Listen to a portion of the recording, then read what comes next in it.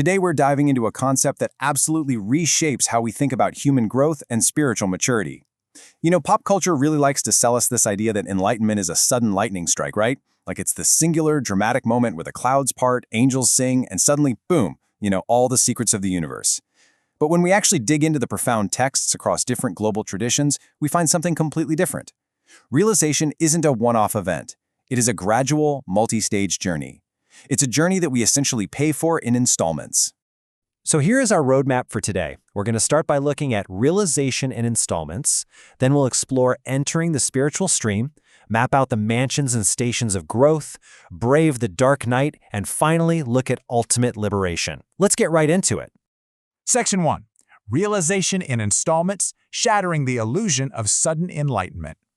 Okay, let's really unpack this. We hold on to this massive misconception of overnight enlightenment, but look at this beautifully poignant statement from Daji of the Heartfulness tradition. It really challenges that whole idea. I mean, sure, it's a beautiful thought that we could just wake up totally enlightened one day, but realistically, that idea actually holds us back. It makes the goal seem totally inaccessible, or worse, it tricks us into thinking we've arrived way earlier than we actually have. Daji explains that we can never definitively say, I am a fully realized person, because realization comes step by step. I realize up to this extent, then this extent, and so on. It's totally dynamic. And what's really fascinating here is his emphasis on immense personal humility. True realization is knowing your true worth, realizing that in the grand scheme of the divine, you are, quote, nothing but dust. But there's a warning here. Don't just say this to sound humble. That's hypocrisy. It has to be a profound experiential understanding, not just a performance for everybody else. And we see a brilliant articulation of this exact paradox from the 11th century Korean Zen master Chinul. He taught this concept known as sudden awakening, gradual cultivation. Now, you absolutely might have a sudden awakening to your original pure nature. But, and this is a massive but, the deeply ingrained habit energies, all that psychological conditioning we carry around, that is incredibly difficult to remove suddenly. You literally can't neglect the gradual cultivation just because you had one awesome moment of profound clarity. The real gritty work is remaining on guard against deluded thoughts day after day. Moving on to Section 2. Entering the spiritual stream, the first major milestone of awakening. So, the 4 stages of Buddhist enlightenment offer a highly structured, step-by-step roadmap to total liberation. You absolutely do not just jump to the finish line here. First, you become a stream enterer. Then, as your practice deepens, you become a once-returner.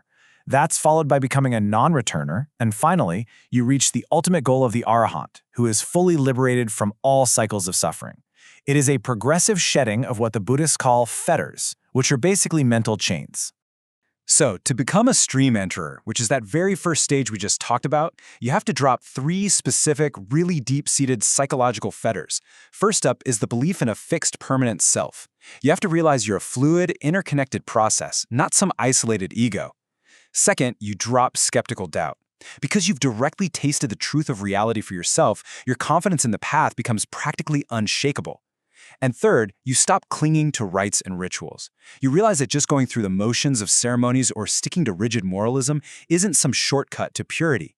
It's the inner work that actually matters.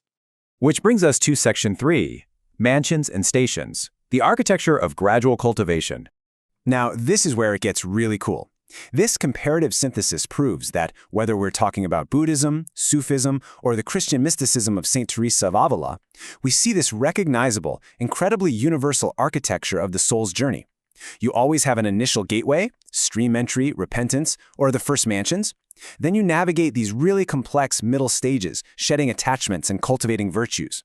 Finally, you reach an ultimate goal of complete transformation and union. Beneath all the historical and cultural differences across the globe, humanity has been mapping out the exact same interior terrain. Let's look a little closer at St. Teresa of Avila. Writing in 16th century Spain, she used this intensely vivid metaphor in her masterpiece, The Interior Castle. She essentially envisions the human soul as a resplendent castle made out of a single diamond, and it contains many rooms or mansions. Practitioners systematically move inward through 7 mansions of prayer. You start at the outer walls, completely distracted by the noise of the outside world, and slowly, through rigorous self-knowledge, humility, and prayer, you move toward the blazing center where the divine presence dwells. It's a journey that demands so much patience and immense courage. And similarly, Sufism, which is the mystical inner dimension of Islam, outlines landmarks on the journey called stations of the heart. To travel this path, one has to systematically empty the ego of its selfish traits.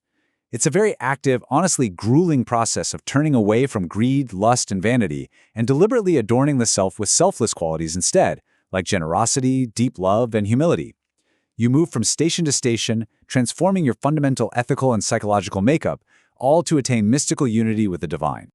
Okay, Section 4. The Dark Night, the Crucible of Painful Subtraction. So, growth isn't just about adding good things, acquiring new insights, or feeling peaceful all the time. Eventually, it absolutely demands painful subtraction. Coined by the 16th century Spanish mystic St. John of the Cross, the dark night of the soul doesn't just mean you had a bad week at work or your car broke down. In its original context, this crucible is an intense, extremely specific phase of burning away the human elements. It's a period of passive purification where you feel a profound emptiness, a total stagnation of the will, and this terrible sense that the divine presence has been completely withdrawn. It is the ultimate process of unselfing and surrendering to a higher purpose. To bring this into modern terms, contemporary teacher Adyashanti explains that initial realization is very often a movement up and out into transcendent awareness. But guys, that's only half the journey.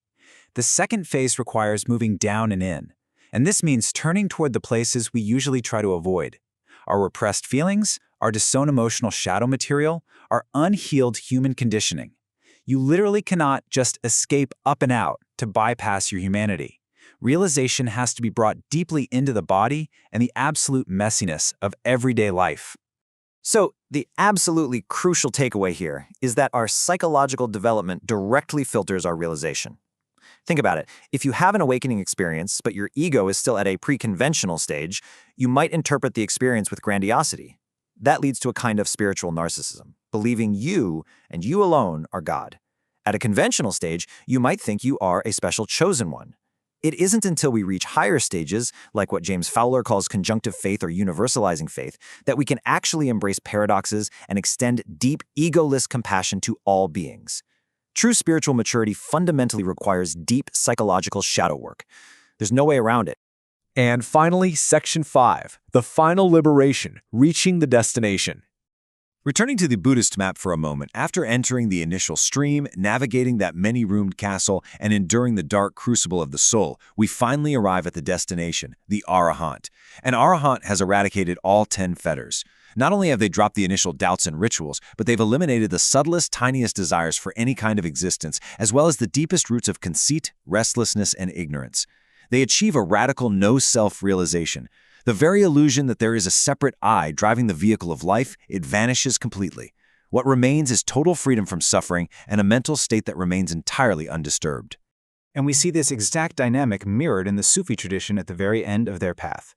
The traveler reaches a state called fana, which translates to the complete annihilation or extinguishing of the ego. But wait, it doesn't end in a void. Fana is immediately paired with baka. Baka is survival or subsisting in God. The individual, having completely emptied out all selfish traits, now acts entirely as a vessel. They embody pure divine love, generosity, and morality in the world. Christian mysticism completely agrees with this profound transformation too. After passing through the devastating emptiness of the dark night, St. John of the Cross notes that the soul enters a radiant dawn of inseparable communion. He boldly states that the soul is so thoroughly transformed by this union that it, quote, seems to be God himself and has the same characteristics as him. The self has been permanently established on a transcendental level, liberated entirely to serve a new divine purpose. So to conclude this explainer, I really want you to reflect on this deeply personal question. We've seen today that enlightenment isn't a quick fix, and it's certainly not a sudden magic trick. It's a complex architecture of growth requiring serious psychological maturity and the sheer willingness to face our own shadows. If the path requires navigating the many mansions, dropping our fetters, and inevitably passing through the dark night to reach pure compassion, ask yourself, what installment are you currently paying? And more importantly, are you ready to step in and enter the stream? Thank you so much for exploring this fascinating journey with me.